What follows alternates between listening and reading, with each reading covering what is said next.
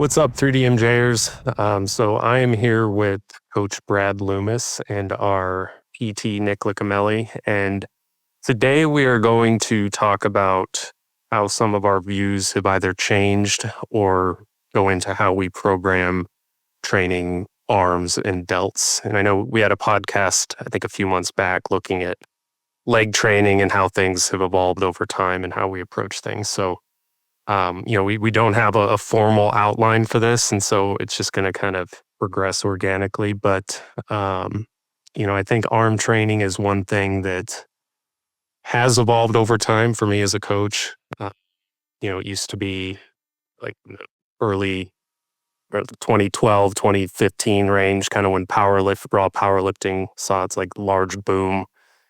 And we had a lot of, dual athletes, that look to powerlifting to kind of drive the ship in terms of hypertrophy. It was kind of thought, okay, a powerlifting program with biceps and medial delts, that is the ideal program, or that you don't need anything more than that. And I think we would all agree that it's definitely more nuanced than that. And so we'll kind of get into some of the ways that we go about doing that, and some considerations in terms of, split rep ranges, exercise selection, and obviously the person's goals as well. So, Brad, are you kind of in the same boat as me?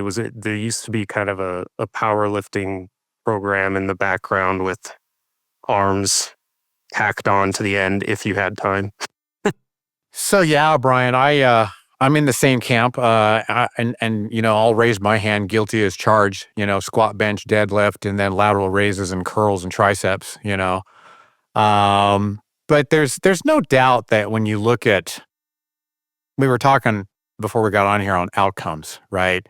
Just kind of look at some of the best physiques, and I mean, when you're looking at bodybuilding, I mean, arguably delts is probably right up there with lats, as far as important,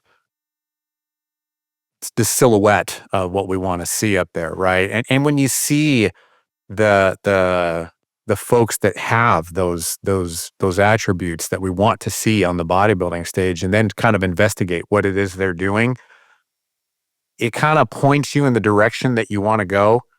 And those folks are not squat, bench, deadlifting, and then doing lateral raises, curls, and triceps. Yeah.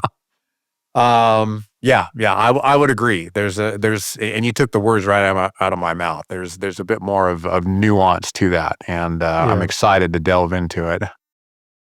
Yeah, and I think it's the way I think we both probably used to do things, 10, 12 years ago. It wasn't so much like, okay, this is enough for shoulders and arms. It was like, okay, let's train shoulders and arms on top of everything else, because that's enough for everything else. And that's, I think, it's worth distinguishing that, because in the back of my mind, I always wondered, like, okay, if someone proposed giving me $1 million for, to add a half inch on my arms in a year, which, that would be remarkable progress. But if I could do that, like, what would I be doing? And it probably wouldn't be packing arms onto the end of a session, and just going through the motions after, spending 2 hours doing squats, or squat and bench or whatever. So I think I always kind of maybe had a hunch, but it was also how I enjoyed training at the time. So it was maybe blissful ignorance. I don't know. It's funny that you guys had a foundational powerlifting routine and added arms onto that. For me, it was basically an arm routine that I slowly added in a bench press, some back training, leg training like 5 years later. But I remember back in, even before high school, like middle school, my brother is 2 years older than me, and my parents' garage, the pictures we'd have up there and the Rocky soundtrack playing, and I think we did 90% arms, and then if there was time, then we did other things. This one workout that I vividly remember was from I want to say Muscle and Fitness or Flex magazine, and I had to be maybe 15. My brother maybe was 17. And there was a program called Add 1 Inch to Your Arms in 1 Day. And basically, you would go, this workout was like 5 hours long. You had to bring food to the gym because you had to get a protein feeding in between like sets so that it would make your muscles grow within the day. So my brother and I were so young, we had to ask my mom what an egg white was because you needed these specific foods. And one was like a can of tuna, and then one was like a certain amount of egg whites. So my brother and I got all this food together, went out in the garage, and we're eating these egg whites and tuna in between sets of arms. And it was this astronomical volume of arm training. And needless to say, I had barely hit puberty yet. So that aside was one reason why I didn't grow an inch in my arms. But yeah, definitely for me, the journey was kind of the opposite. It was more focused on those kind of things, and then slowly pulling back from those. And even just recently, I was in the camp of having to hit each angle of like the bicep or the tricep in each workout to make it a complete arm session. So shorthand of the biceps, longhand of the biceps, lengthened position of the triceps, shortened position of the triceps. I remember in college, I would do reverse tricep press downs for the middle I forget which head that was supposed to hit, and then the Depends on who you overhand, ask. the overhand and cable, because that all hit different parts of the muscle. Until you get older or more mature or more knowledgeable and realize that that's not exactly the case. Extra excessive volume aside, shoulder position is probably all that matters when it comes to biasing a part of either of those muscles, not necessarily tricep hand position, biceps to a certain extent, but either way, yeah, that was my journey. So I kind of had to pull back, and Jeff was really helpful with that when we started working together. We pulled way back on arm volume, and like Brad said, what's the outcome? And there was no drastic change in my arms. So I definitely think that cutting back on the volume and the focus on arm training, so to speak, really helped me save energy, mental and physical energy, put it toward other areas of my body that may have been weak points. But yeah, my genetics probably played way more of a role in my arm development than my excessive volume. Yeah. That is interesting. You don't hear that scenario as often where it's just hammering arms in your garage until you finally cut back so you can train legs. Literally, yeah. Yeah. So I wonder if maybe the best way to go about structuring this is, let's pretend we have somebody who, arms is a weak point, or the goal is to maximize arm development, within a plan. I know for me personally, like I really like 4-day splits in my own training, but the one thing that always takes a hit during those is arm work.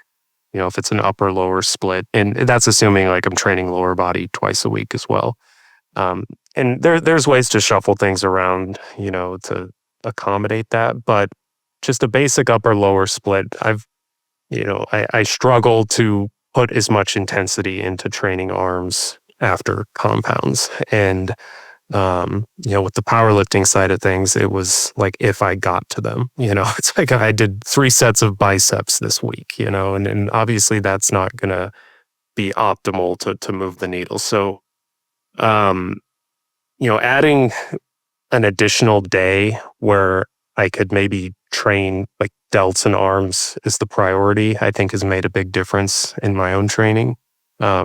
I'm not able to do it every single week, depending on my schedule, but I notice stretches where I do that, like my progressions in terms of performance are more predictable because I'm hitting them fresh. And I think, Brad, you have the course on the vault about prioritizing, weak muscle groups. And I think, training what you want to bring up earlier in the session is a common theme. for addressing weak points. But what else have you guys done, or Brad, with your athletes, or Nick in your own training? What else have you done for somebody who is wanting to emphasize that? Yeah, and it's a little bit more than just the sets per week that we're kind of going for, right? Because a lot of times I'm like you, Brian. I get my 4 days built and get the total volume of my sets where basically we want them to be, right? And then I kind of start tweaking it from there. But then there's other aspects that I like to kind of throw in there as well. So, okay, I got a total on direct bicep work of 6 sets a week. And then you throw in the carryover from elbow flexion and whatnot. Maybe I'm at 22, right? And some of the things that I'll do is also start playing with some intensity techniques, Maybe those 6 sets a week, we don't just do straight sets to an RPE, Maybe we take those and do myo-rep sets with them. Maybe we take those to beyond failure, to where it's like, okay, I want you to do, of those 6 sets, I want 3 of those to be where you take the set to failure and then do a minimum of 3 partial range failure repetitions, preferably not the good old fashioned clean curl that Brad's guilty of many, many years ago, but just good, failure repetitions where you're only able to get 30, 40, 50% of the range. I like kind of throwing intensity techniques in there as well. And then also kind of build periods of that too, to where it's like, okay, let's go ahead and build a block where 3 of those sets are failure sets.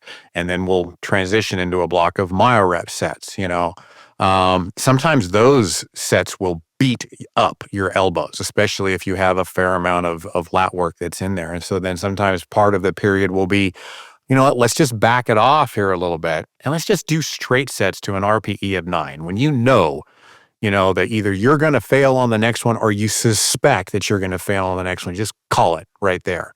And it's just kind of a bridge block. I got that term from you, Brian. It's a bridge block of a little bit less intensity, but I'll kind of play around with those as well. In addition to looking at my whole sets, over the course of the week. And that kind of goes for delts too.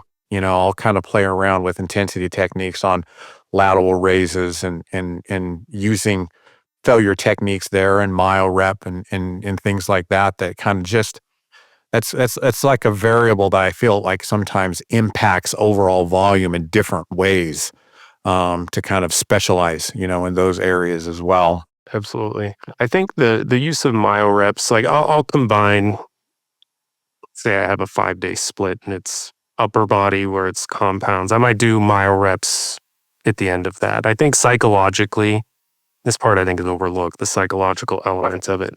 If something is daunting on paper, you're more often than not going to be performing at your best. Exactly. And you're not going to want to do it. Yeah. So adding, like rest pause, myo-reps, whatever you want to call it. I mean, a time efficient strategy there at the end. It's like you can knock them out in, a couple minutes and move on to the next movement. So that I think is a good way to convince people, like, okay, this isn't a question of, am I going to spend another 30 minutes in the gym by doing arms? It's like, okay, there's no excuse for me not to do them if I can just get up for this one set and, or clusters and then go from there.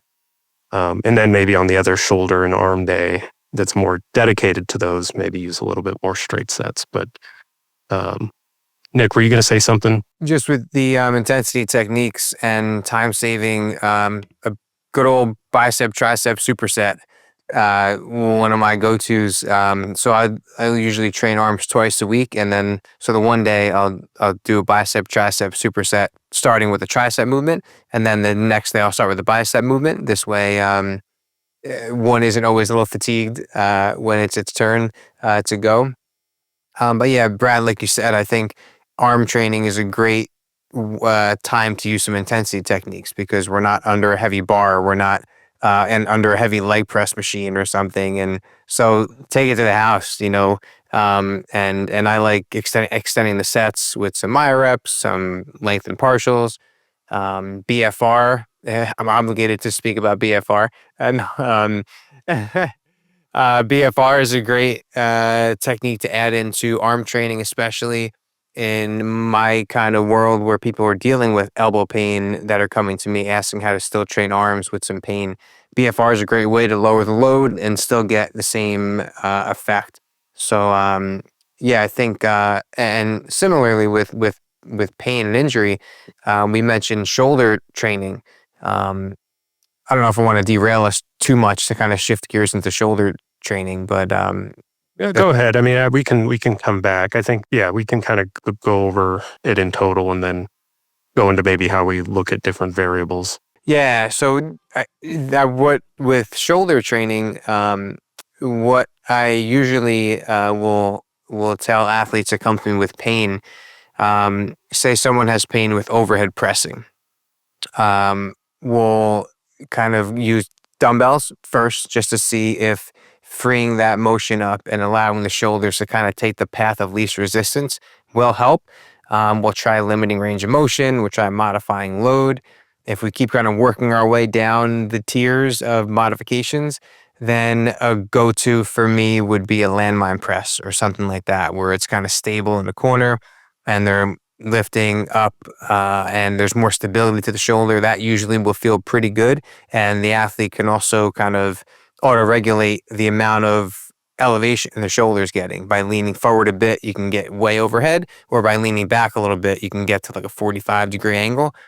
If the landmine press with all its possible modifications doesn't do the trick, I suggest maybe holding off on overhead pressing for a bit and just stick with some lateral raises for shoulder volume, and that usually works pretty well. And that's what I did in my own training. I would usually treat the overhead press like a bench or a squat or a deadlift. It was just foundational to a day of my training, and started getting some pain with the dumbbell press. So then switched to a landmine press. And that felt okay. And then once my daughters were born and I was holding things and carrying things and rocking things, my shoulders started getting a little achy and angry. So I took overhead pressing out of my programming and added in a bit more lateral raise work. And yeah, I like that a lot better. It kind of hits that middle deltoid a bit better anyway. And it was never a goal of mine to lift overhead. It's not part of my sport or anything. So I was happily replaced that with just more lateral raise volume. And that felt a lot better for me individually with my overall functioning in my life. And it also cut down on time in the gym, which was always helpful too. It's also not like, if you cut out overhead pressing, like your anterior delt is still getting hit with any pressing, probably not to the same degree, but it's enough to sustain you until you feel better. And I think that's a lot of people who want to bring up their delts, that might have shoulder issues. We may lay off of overhead pressing for a bit, and I think it makes some people uneasy. Like, okay, this is a staple part of shoulder development is a vertical press, and yeah, in a perfect world, yeah, we'd probably include one of those, but like consider the alternative. We just train through pain and make it worse. So it's like you just have to accept and work within whatever constraints you have, which I think is kind of the name of the game with everything when it comes to quote unquote optimizing things. So no, that's good anecdote for sure. Yeah, and I think too, as I'm talking about shoulder training, I am genetically very narrow. So I'm like the last person like that if you look at my physique, it's not like my shoulders pop out from. Put it this way: I'll never have to turn sideways to walk through a doorway in my life. But the point is that the best that I could bring up my shoulders within my genetic potential, they didn't take a back seat. They didn't shrink more so since I stopped doing that. Same thing with the arm training. I'm using my anecdote as if like people should follow my arms because they're these giant arms on stage. They just haven't been shrinking from where they were. So I don't want to come across like, oh, look at my arms and delts. I'm the epitome of the perfect arms and delts. Listen to me. It's more like I haven't seen a decline since I've been making these modifications. Yeah, I think that's worthwhile mentioning because a lot of people are afraid to make modifications in fear of regression, and you can scale back pretty considerably and hold on to muscle, pretty well. So, there's going to be stretches, I think, for everybody where you have to deprioritize a movement pattern for the sake of longevity. And, it doesn't mean, like, if anything, maybe you're holding ground or just operating at like the minimal effective dose, which that's still sufficient. And in the grand scheme of things, you're better off getting healthy and then adding it back in than trying to train through it.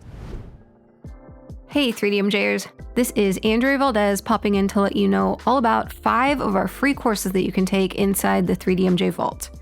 For those who don't know, the 3DMJ Vault is our all-in-one video-based education platform for bodybuilders, powerlifters, and serious lifters of all types. It's essentially a place where we house and organize all our best information in hopes of creating our ideal future 3DMJ athlete or future physique or strength competitor. In total, there are over 25 video courses in the vault, and it continues to grow every year since we started it in 2017. If you want to sign up to be a VIP member, you can make a one-time purchase to access every single one of those courses at any time. But if you're not ready for that just yet, we do have 5 free courses that can help you learn some key concepts and give you a feel for what our courses are like. The first free course most people start with is the Vault Quick Start Guide, which lays out our suggested order of learning for lifters depending on where you are in your training career and what goals you have at any time. The second free course is our most recent release, the Pro Bodybuilder Case Study. And in that one, Coach Brad Loomis walks you through a 3-year contest prep planning arc with one of his pro bodybuilders who also competes in powerlifting. He'll show you progress photos, spreadsheets, and all that good stuff along the way. Thirdly, one of our more popular free video courses is the Recovery Diet. And in it, you'll have Dr. Eric Helms teach you how we have our dieting athletes exit their contest prep phases and return to the off-season in the most efficient manner possible. That one also includes a PDF download and recovery diet calculator made by Coach Brian Miner as well. And our 2 final free vault courses were each created by one of our 2 team's specialists. We have the Sustainable Fat Loss course by our registered dietitian Steve Taylor, and the Blood Flow Restriction Training course by our injury reduction and management specialist, Dr. Nick Licamelli. You can become a free Vault member and get all 5 of those free courses by signing up at 3dmjvault.com. Just pick your free course and click Enroll Now to get started. Again, that's 3dmjvault.com to sign up and become a free or VIP member. Thanks so much for listening and enjoy the rest of the show. Nick, I think we did the podcast. We were talking about some of the limitations of like lengthened biased work and lengthened partials. And, whether or not that's advantageous for everything, like I'm not convinced it's the magic bullet for every muscle group, but I also don't think it's pointless, even for advanced athletes. And I think that's been shown in, hypertrophy outcome data in advanced populations, so or well-trained populations. But one of the things, that sometimes floats around, when it comes to programming rep ranges is, maybe it's unnecessary to train above, that 6 to 8 range. We know higher rep ranges are, more neuromuscularly fatiguing on a set per set basis, but it doesn't seem like that negatively impacts the bottom line when we actually look at hypertrophy, which I think like that's what we should care about. And one thing, when it comes to both rep ranges and like lengthened biased work, if somebody has an injury or their elbows are sore, like that's reason enough where you can back off in terms of loading. Like you don't want to do lateral raises for sets of 5 if you're, experiencing discomfort there. Like most people will feel better going lighter on that movement and, have less compensatory movements and everything. So But I think the same thing for like length and bias training. The only reason I bring that up is so it's kind of a, popular topic right now, and, there's more emerging literature coming out on it. But there's plenty of situations where I think it's taken overboard, where, if somebody's elbow is bothering them and they're just doing preachers and like face away or Bayesian cable curls, it's like you're just kind of picking a scab every time you train, and so it just seems like there's a lot of people who they look at things like in terms of black and white, like, okay, lengthened's good, let's do everything lengthened no matter what. And there needs to be context when it comes to, these program adjustments, and no two programs, will look the same and, for everybody across their training career. And so having the ability to call those audibles, I think is a skill set worth developing, if you're self-coached or, you're a coach progressing throughout their career. Something I feel like I've gotten a lot better at, since I started coaching. But yeah, I think I think you had mentioned it in that podcast, like overdoing it when it comes to putting high torque demands in those lengthened positions. And, if there's one common complaint people have when it comes to, training arms, it's like, okay, my elbow's starting to bother me. So what are some of the ways, you had mentioned BFR as well, but what are some of the ways you help people train through those situations? Yeah, I'm glad you brought that up. Sometimes I think there's this focus on, okay, the lengthened position is the most important position. So if I have pain in the lengthened position, well, then it's not even worth training arms because it's not going to be beneficial. And that's almost like saying, I left my protein shake at the house, so I don't have my post-workout shake within 10 minutes of training, so I'm just not going to train today because it's not going to be worth it. So range of motion is definitely one of the more common ways that I will modify someone's training if they're having pain, specifically in the elbow. And a lot of times it's the lengthened position that gets cut. And that's fine because we're still getting 90% of the benefit of the exercise. We're still participating in training, which is huge. If we can keep people in the gym and keep them training, that's the most important thing mentally and physically. So, yeah, I think modifying range of motion is a great way. Modifying load obviously is another great alternative. Sometimes what I've had success with is if the lengthened position is painful, so we use a bicep curl, for example, I will avoid that position during our training volume, like when we're actually loading and going close to failure, but then I'll throw in some what I call like exposure sets. So I'll bring that muscle into the lengthened position and just gently kind of ramp up an isometric contraction, like start with like 25%, 50%, hold, 25%, relax, and then shake it out and then kind of bring it back there and kind of do that routine again. This way we're not completely not going there because you want to get there. You want to expose the soft tissues to that range. Most of the time, but everyone's so different. Sometimes it's just hot and angry and you want to just avoid it for a little bit and just focus on the shortened position. Other times, perhaps after that back off stage, then you want to gradually work into it. So it's all individual, but yeah, modifying range of motion is definitely one way that I do that. BFR, like we said, is another excellent way to do that. BFR is great for people that have like joint pain, because what the BFR will do is it'll make the discomfort go to the muscle belly and not so much the joint, which is helpful because that brings the sensation out of the painful area and right into the soft tissues, which could be pretty nice to feel for someone who hasn't felt that in a while. Not this podcast, but imagine someone with knee pain, like that joint, like arthritic pain that maybe they get when they squat. If you can now feel a burn in your quads for the first time in years, that could be really empowering. So So yeah, that is definitely something that I find myself preaching a lot is don't be afraid to not go to the lengthened position, especially if it's causing pain, because pain is kind of like the multiplied by zero kind of thing. Like it oversees everything. Like when there's pain, all else kind of takes a backseat. Let's focus on how we can modify the pain, and then we can work in some of those other more important things, or kind of less important things than modulating the pain. Yeah. Yeah, I think that's a great point with discomfort. I mean, you could have the best program on paper, you know, training lengthened positions for, say, every muscle group that can benefit from it for your training status, and just to cover all my bases there.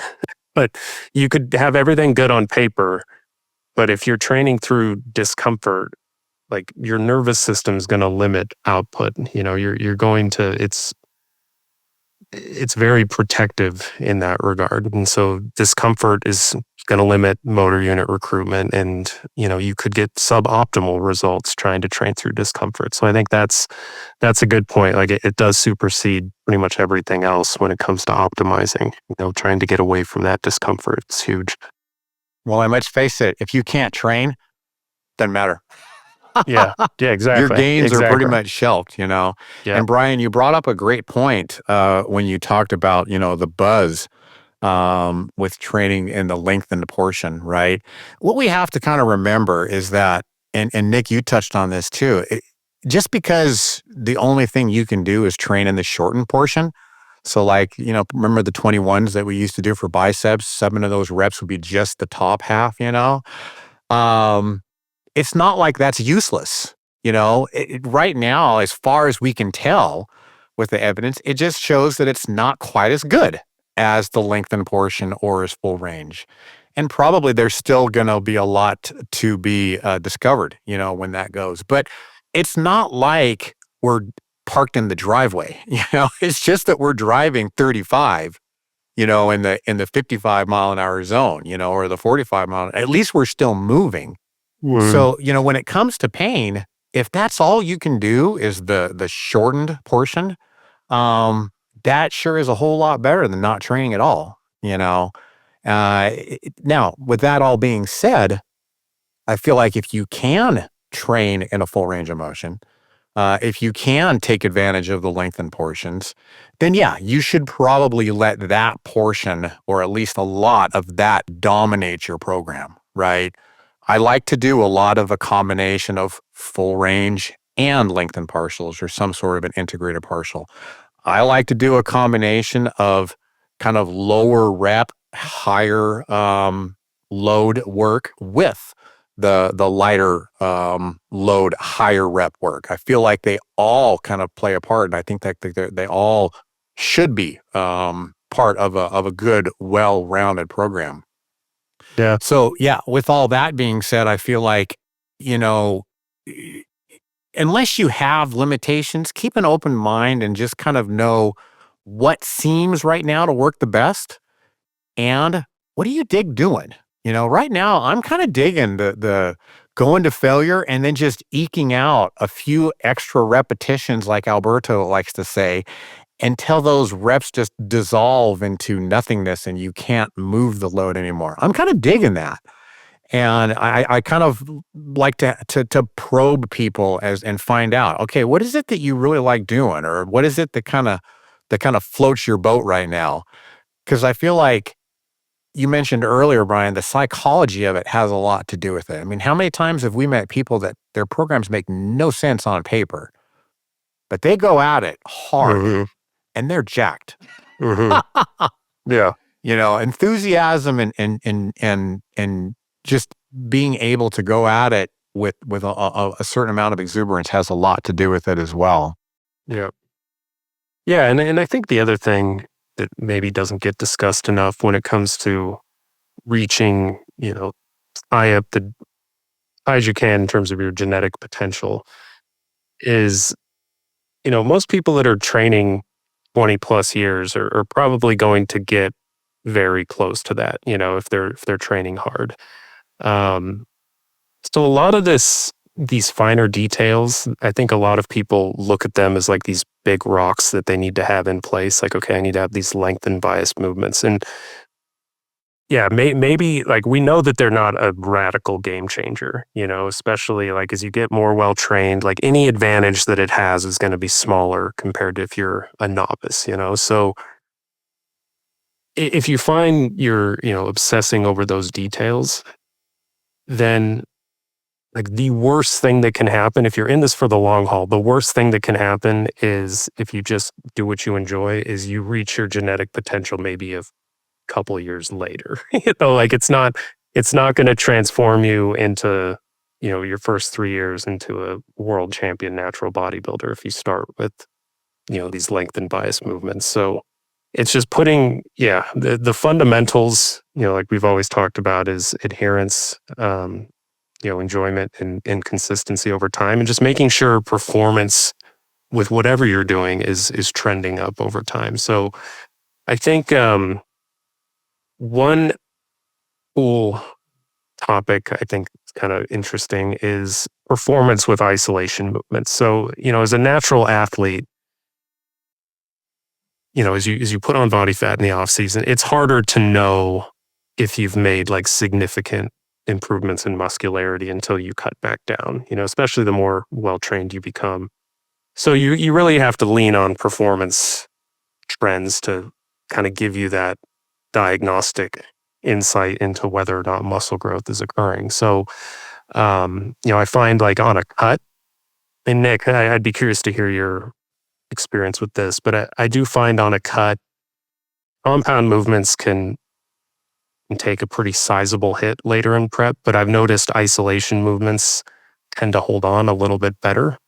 And so, I think performance is kind of this proxy for hypertrophy in the off season. It's less reliable going the other direction if you're just looking at compound movements, because, you got changes in range of motion at the joint, sometimes less stability as a result of fat loss. But looking at, okay, are my isolation movements holding on? And, I've probably mentioned this before, but, the last time I prepped, like my bench press plummeted. Like some of it was due to like some shoulder discomfort I was having, but also just like the range of motion seemed like it increased like 1.5 inches, like as I got smaller. So, that took a hit, but when I would do like a pec deck and with a standardized range of motion, it was pretty much the same. And so I think when it comes to arm work, looking at performance, it's almost a more reliable metric for hypertrophy than I think it can be for some compounds. But Nick, have you noticed, like in this prep that you're in, like have isolation movements held on any better than some of the compounds? I never thought of that, but yes, the isolation movements pretty much maintain throughout. Yeah. And even on the way out of like my last prep in 22, I don't remember thinking to myself like, wow, my dumbbell curl went up so much in the past 5 months now that I've been in the off season. It's just not things you hear very much. It's very interesting. Yeah, I definitely agree that the isolation movements definitely hung on a bit longer than the compound movements for sure. Yeah. Even the opposite, kind of coming out of prep. I wouldn't say the performance shot up. You know what I mean?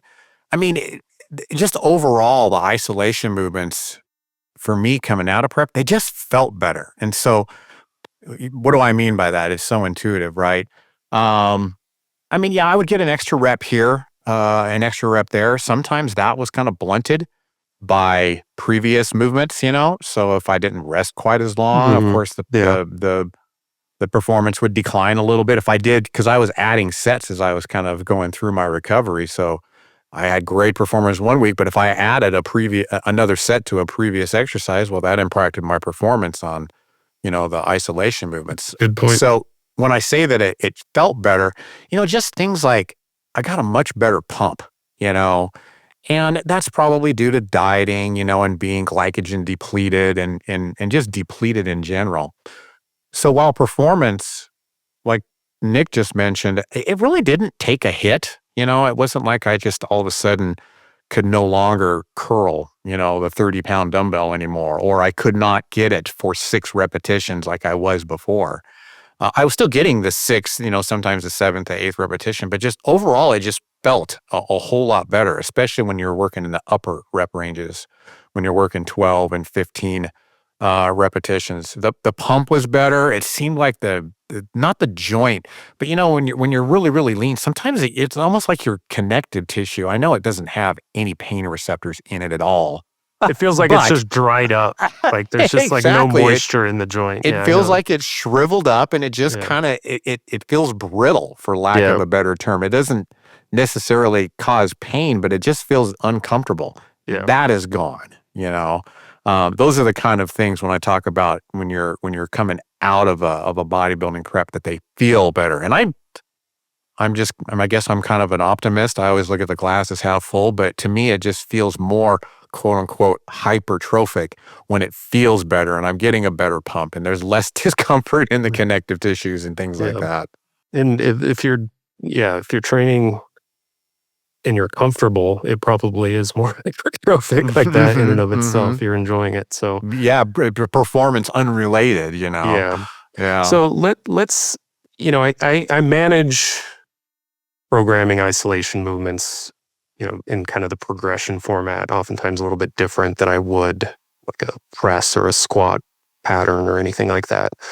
One thing that I think is, worth mentioning is having like load progression is the kind of the default, like first variable you adjust with arm work. That can be a slippery slope when it comes to just joint integrity.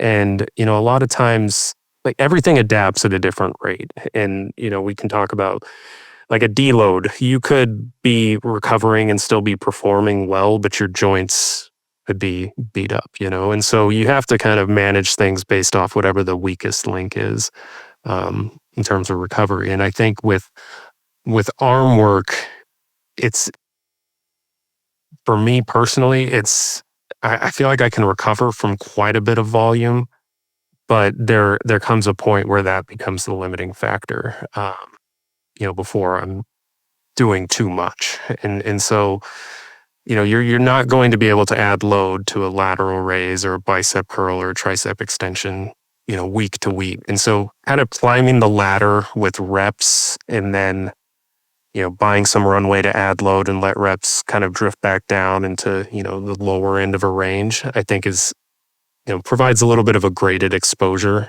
to the connective tissue. So you're not adding load on like the fixed rate. You're progressing the stimulus at the muscular level, but you're also allowing the connective tissue a little bit more time to adapt to those increasing loads. And so the progression format I like is just kind of like a double progression where, adjust, to put it simply, like adjust load to stay within the rep range. Once you get to the top end of the rep range, you can add load and then kind of play it set to set from there. But I used to do more like, okay, let's just add a little bit of load to the bar, every couple of weeks, let's add a little bit of load to the bar. And I'd get beat up. And so now I think it's less of a load dominant progression format and more of reps then load when it comes to training isolation movements. Yeah, I feel like there's a lot of ways to keep the intensity up within the same rep range. Like I know for me sometimes, so I train in my basement and I don't have like a full dumbbell rack in at my disposal. I have like dumbbells that I could adjust the weight, but I have to like unscrew the pins on each side and like adjust the weight like that. It's not like the click and you pick it up. So like if I just don't want to change the weight and I feel myself about to approach the top end of the rep range, like there are so many ways to reach failure and not just keep repping it out.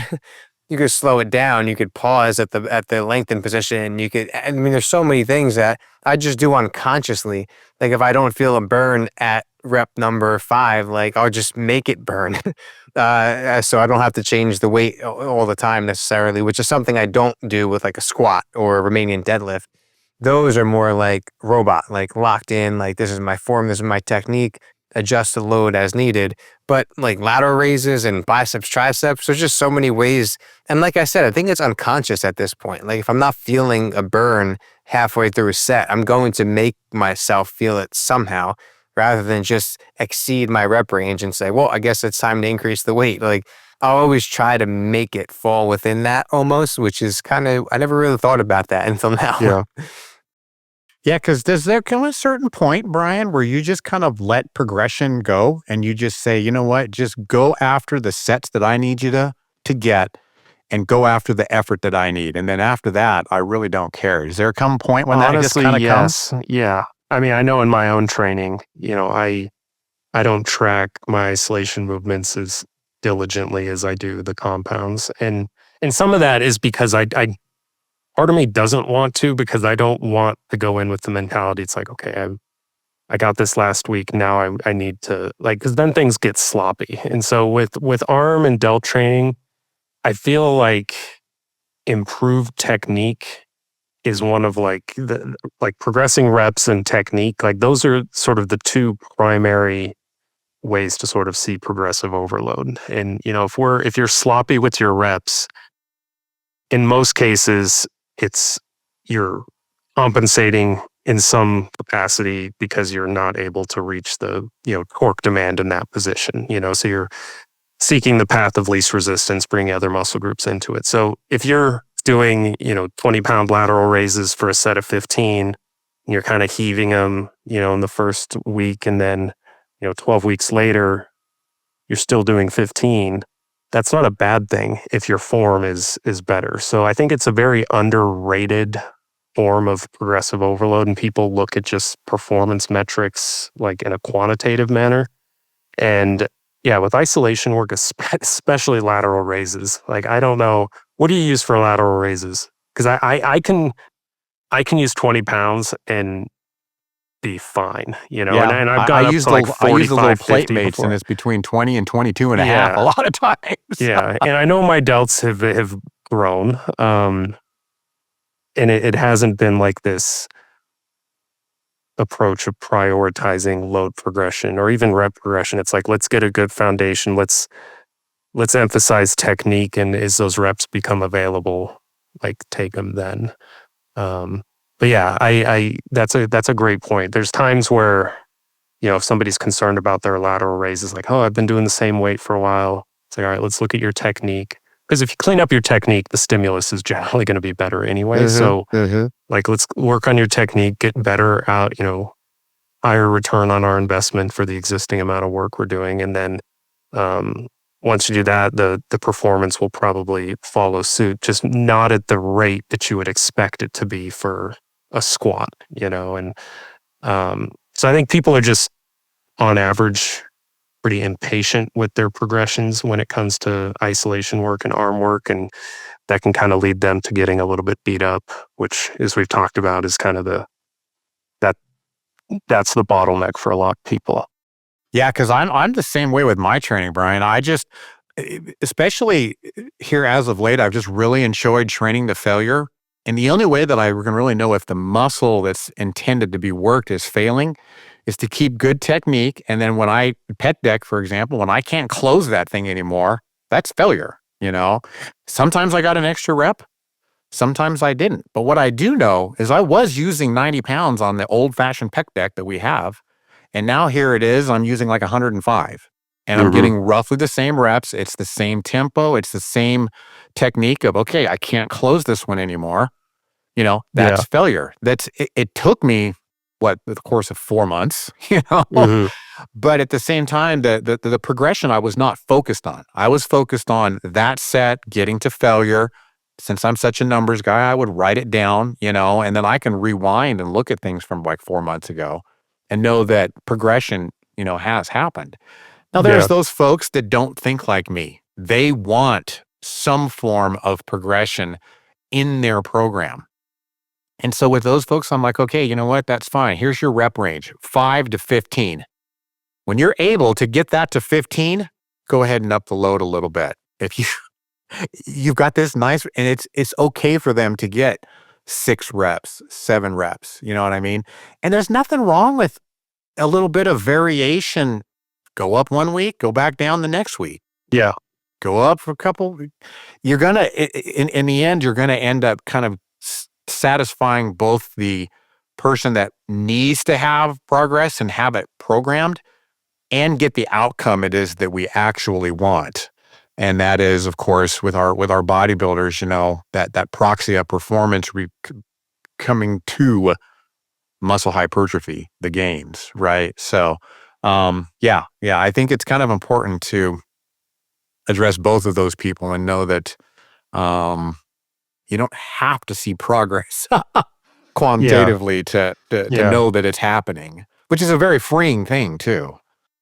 It is. And I think, that is one of the built-in beauties of training to failure is like, if you're consistently taking one of your sets, or maybe even for like a lateral raise, I might take every set to failure, you don't have to, like, RIR isn't muddying the water in terms of things. And so, like, if you're able to perform an additional rep, you are performing it, and if you're not, you're not. And sometimes maybe that last rep is better technique, or maybe you get one extra partial if you're doing lengthened partials. And so it's like you've earned half a rep of an increase, but not the full one yet. So you just have to be patient. Like, it is a very tedious, or it can feel very tedious, seeing performance trend up on those movements. But yeah, I think good things are usually still happening if you're training with adequate volume and effort. And it's also like when it comes to, maybe this is a good segue into like exercise selection, but when it comes to exercise selection, I'm okay with people rotating some movements out when it comes, kind of dealer's choice session to session, as long as it's, fitting the parameters provided. Like, okay, we want like maybe a lengthened bias curl here. So maybe it's like a preacher or a Bayesian, or we want a shortened bias, maybe it's a dumbbell incline, or, like an easy bar curl, whatever.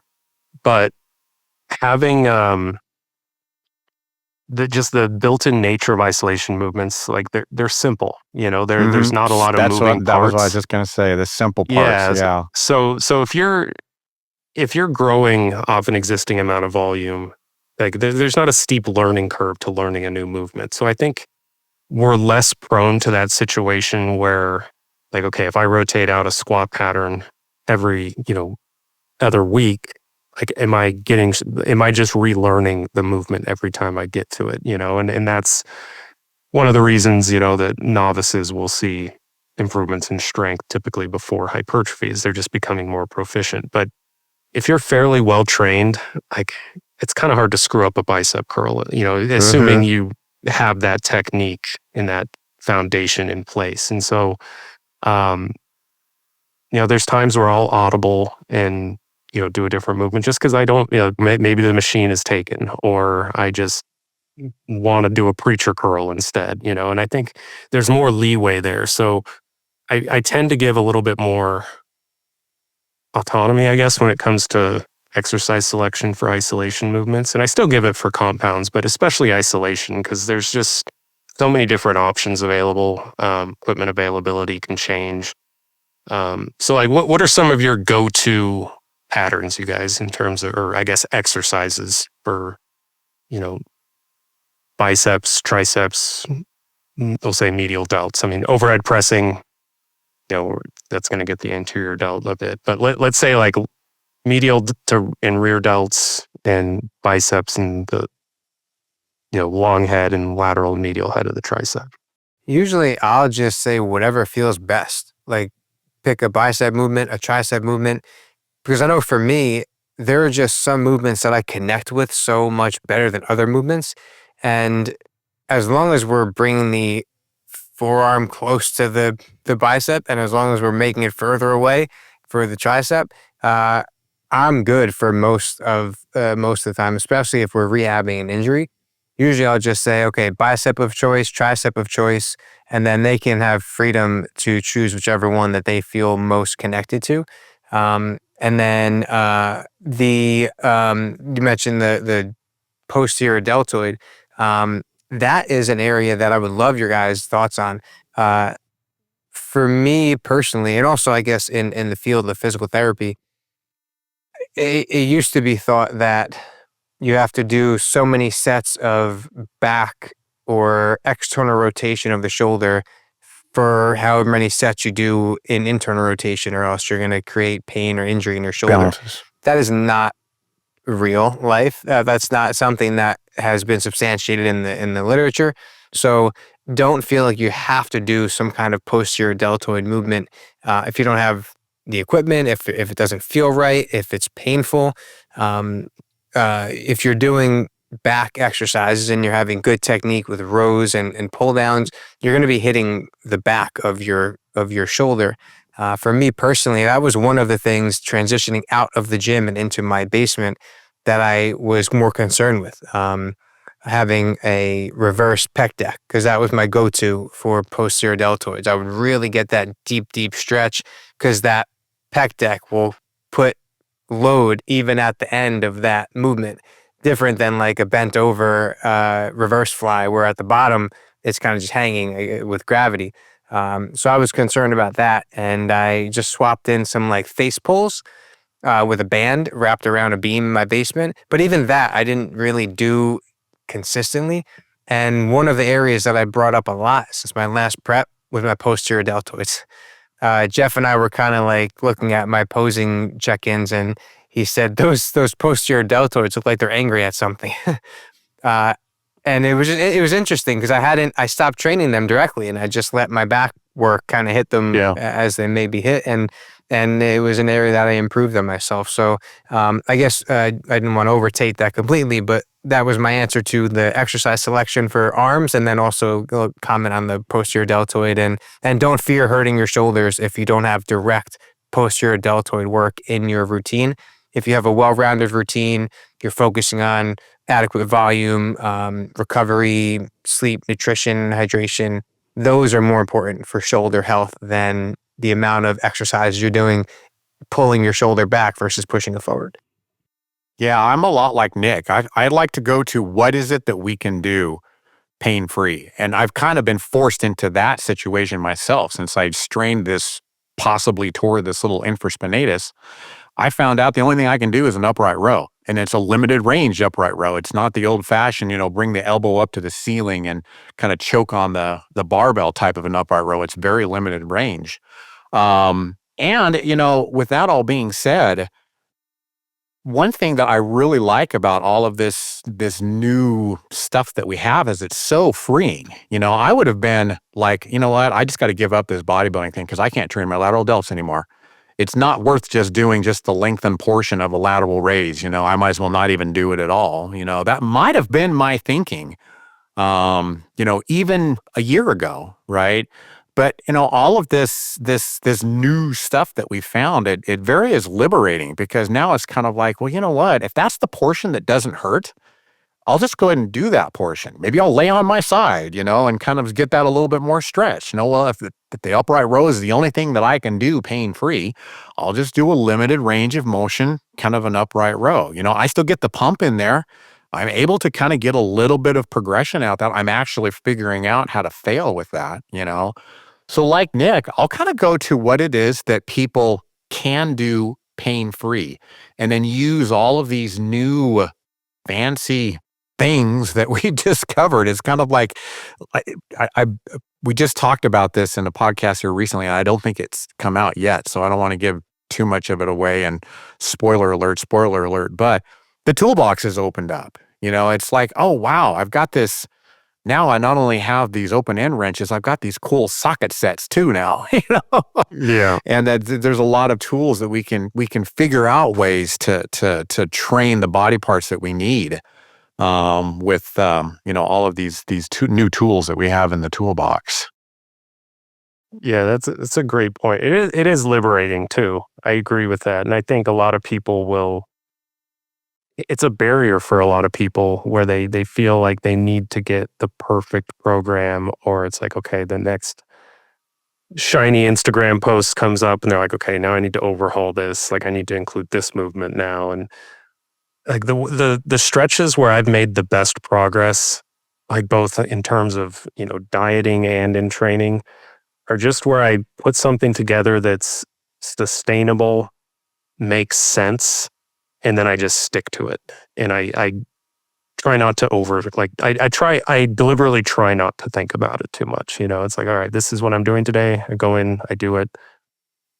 Like that's a pretty nice feeling to kind of be in that position. And I do, like, for me, a lot of the, techniques and lengthened partials, different, angles and pulling across the body. Like I enjoy that stuff, but it's almost like at this stage of my training career, it's a way to keep me engaged more so than me viewing it as like a game changer. Game changer. It's like, okay, this is a new tool I can use for a bit, and it'll gain me another year in my training career.